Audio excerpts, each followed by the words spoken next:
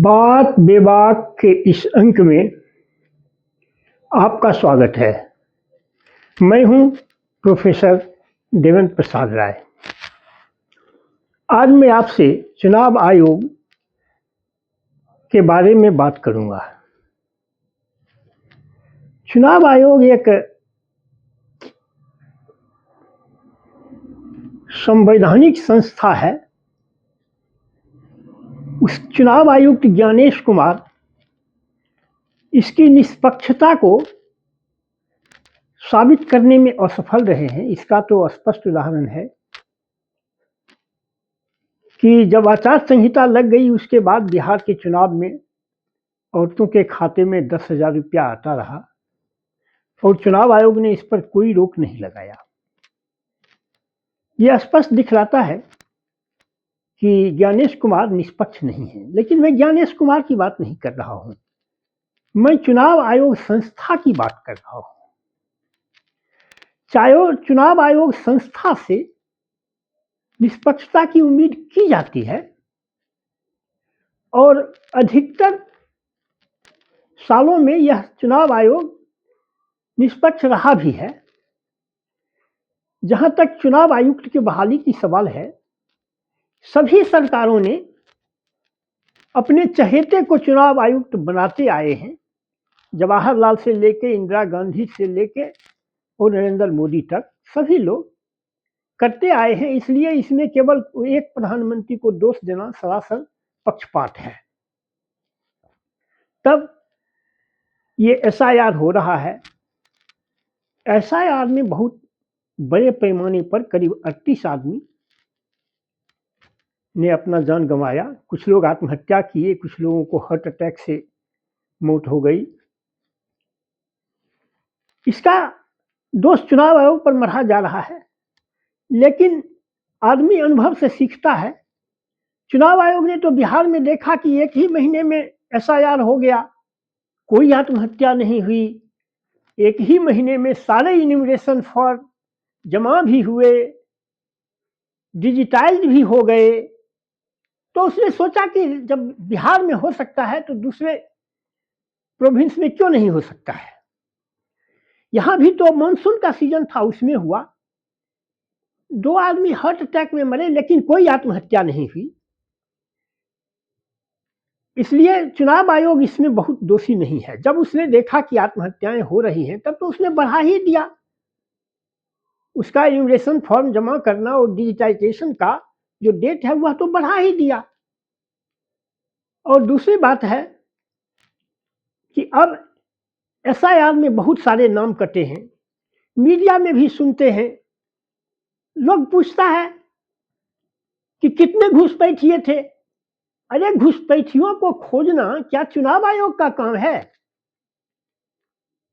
यह तो home ministry का काम है कि खोजे कौन घुसपैठिया है, कौन क्या है, कौन बांग्लादेशी है, कौन रोहिंग्या है। चुनाव आयोग को न इसके लिए कोई इसका न कोई अधिकार है और न इसके लिए उसके जो संसाधन होते हैं वह संसाधन उसको मुहैया कराया गया है। चुनाव आयोग तो केवल इतना ही देखना है उसको कि कोई जेन्युइन वोटर छूटे नहीं और कोई इनजेन्युइन वोटर वोट डाल नहीं पाए। बस इतना ही चुनाव आयोग की जिम्मेदारी है। अब बिहार में 65 लाख लोगों के नाम कटे। उसमें जो लोग, कुछ लोग इस बीच में इन 23 सालों में जो मर गए हैं उनका नाम है। फिर कुछ जो दूसरी जगहों पर शिफ्ट हो गए हैं उसका नाम है। कुछ जो 2 जगहों पर थे उसके नाम कटे हैं। और उसके बाद जो बचे उसमें बांग्लादेशी भी हैं, रोहिंग्या भी हैं। अब ये तो होम मिनिस्ट्री छानबीन करे।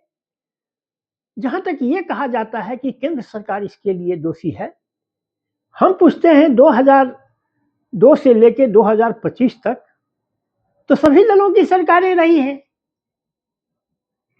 और क्या ये घुसपैठिए केवल 2014 के बाद आए हैं?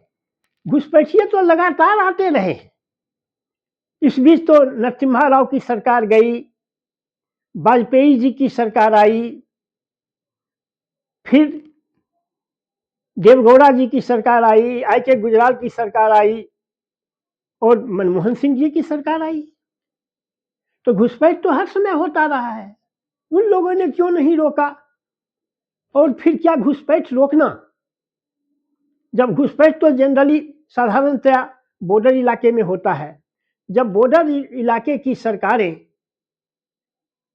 घुसपैठियों के लिए पलक पावड़े बिछाए हुए है, तो किसी के लिए भी घुसपैठिया को रोक पाना बहुत मुश्किल काम है। और फिर घुसपैठिया भी वोटर बन जाए, इसके लिए तो सुप्रीम कोर्ट ने ही रास्ता साफ कर दिया कि आधार कार्ड को आप मानिए एक पेपर के रूप में।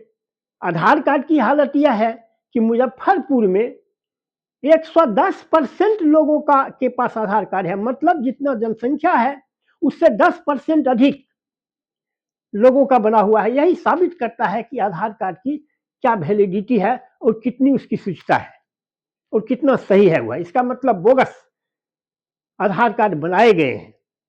और फिर भारत में जो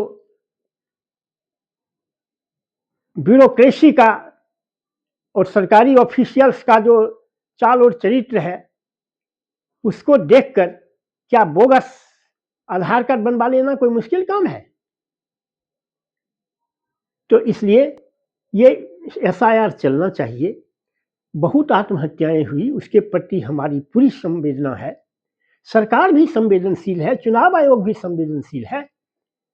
उसकी जांच होनी चाहिए कि उनकी आत्महत्या क्यों हुई। हो सकता है कि स्टेट गवर्नमेंट की जो पार्टियां हैं, जो सत्ताधारी दल है, उसके लोग उस पर अनड्यू प्रेशर डालते हो, इसके कारण भी उसको आत्महत्या करना पड़ा हो। इसलिए इसकी छानबीन होनी चाहिए and the culprit should be brought to book और they should be severely punished. इसलिए इसकी जांच होनी चाहिए। लेकिन चूंकि आत्महत्या हो गई है, इसलिए एसआईआर को रोका नहीं जा सकता है। यह एक नेचुरल प्रक्रिया है। इस 22 सालों में कितने लोग मर गए हैं, कितने लोग शिफ्ट कर गए हैं।